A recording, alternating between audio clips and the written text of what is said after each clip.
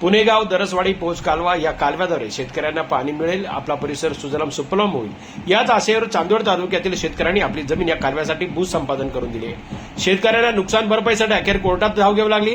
कोर्टाच्या निकालानंतर 1.5 वर्षाचा कालावधी पूर्ण होऊनही अजूनपर्यंत शेतकऱ्यांना रक्कम मिळाली नाही। त्यामुळे आज खडकजाम या ठिकाणी कालव्याचे अस्तरीकरणाचे काम सुरू असताना एकत्र येऊन शेतकऱ्यांनी सदरचे काम बंद करण्याचे ठरवले। या अस्तरीकरणाचे काम केले तर आमच्या जमिनीत पाणी हे मुरणार नाही व आम्हाला त्याचा कुठलाही उपयोग होणार नाही। कालव्याची पाणी काय एक्सप्रेस कालव्याप्रमाणे न्यायची आहे काय, असा संतप्त सवाल शेतकरी वर्गाने केला आहे।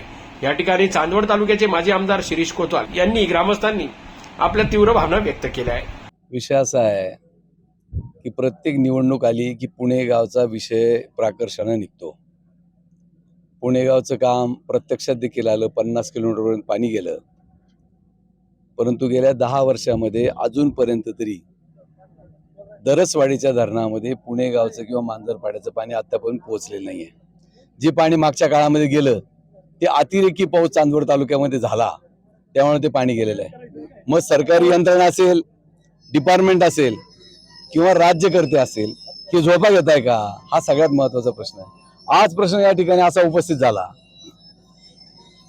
की कालव्याला अस्तरीकरणाचं काम चालू आहे। अस्तरीकरण कुठे केलं पाहिजे? ज्या ठिकाणी कालव्याचे लिकेजेस आहेत त्या ठिकाणी। मग जर हा संपूर्ण कालवा अस्तरीकरण जर झालं, जो अप्रत्यक्षरित्या जिरणाऱ्या पाण्याचा उपयोग शेतकऱ्यांच्या विहिरीला कालव्याचं रोटेशन केल्यानंतर 1-2 महिने होतो, तो फायदा शेतकऱ्यांना होणार नाहीये। मग जी फळबागासारखी शेती आहे ती शेती यामुळे पूर्ण संपणार आहे। एक पाणी मिळेल, मग दुसरं पाणी आणायला शेतकऱ्यांनी कुठे जायचं? मग त्यांनी फक्त काय हरभरा शेती करायची का? हा सगळ्यात महत्वाचा प्रश्न आहे। मी आपल्या माध्यमातून संबंधित विभागाला विनंती करतो की हे जे चाललेलं काम आहे हे चुकीच्या पद्धतीने चाललंय। यामुळे या परिसरातल्या शेतीला जी नवी संजीवनी येऊ पाहत होती ती संजीवनी संपणार आहे, शेतकऱ्यांना पाणी मिळणार नाहीये। हे काम त्वरित बंद करा। ज्या ठिकाणी लिकेजेस आहेत त्या ठिकाणी काम करा, आमचं त्याबद्दल दुमत नाही। आणि इथून पुढचं देखील दरसवाडी धरणाच्या पुढचं जे काम आहे त्या ठिकाणी देखील काँक्रीटीकरण मोठ्या प्रमाणावर चालू आहे। मग मला त्या शेतकऱ्यांना, त्या सरपंचांना किंवा राज्यकर्त्या लोकांना विचारायचंय, हा जर सगळा कालवा तुम्ही काँक्रीटीकरण करून पाणी जिरूच दिलं नाही शेतीमध्ये, मग आपल्या घरातल्या हंड्यात आणि माठात देखील पाणी असतं, हंड्यात आणि माठात देखील पाणी असतं। मग या कालव्यामध्ये पाणी पाहणं काय आणि टीव्ही मध्ये किंवा चित्रामध्ये पाणी पाहणं काय, यामध्ये मोठा फरक काय आहे हे आपण त्या इरिगेशन खात्याच्या लोकांना विचारलं पाहिजे।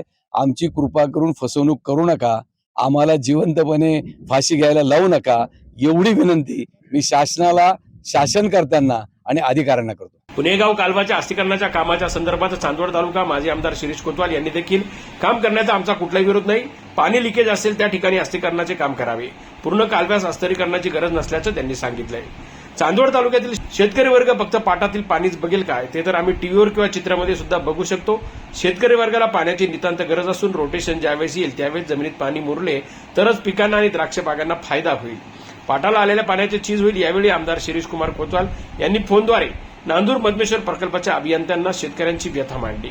यावेळी प्रभाकर नामदेव जाधव, सोमनाथ कांडेकर, मनोज गवळी, भारत पगार, वैभव निपाडे, अंबादास निपाडे, राहुल उशीर, लखोजी महाले, बापू जाधव, अरुण जाधव, वसंत अहिरे, ज्ञानेश्वर कांडेकर, रामनाथ गुंजाळ, बापू पगार, किरण शेलार, अण्णासाहेब कांडेकर, बाजीराव गुंजाळ, विलास कांडेकर, विशाल पगार, भास्कर कांडेकर, गोरख सातबाई यांच्यासह शेतकरी उपस्थित होते। जनजागर मराठीसाठी संजय जाधव, चांदवड।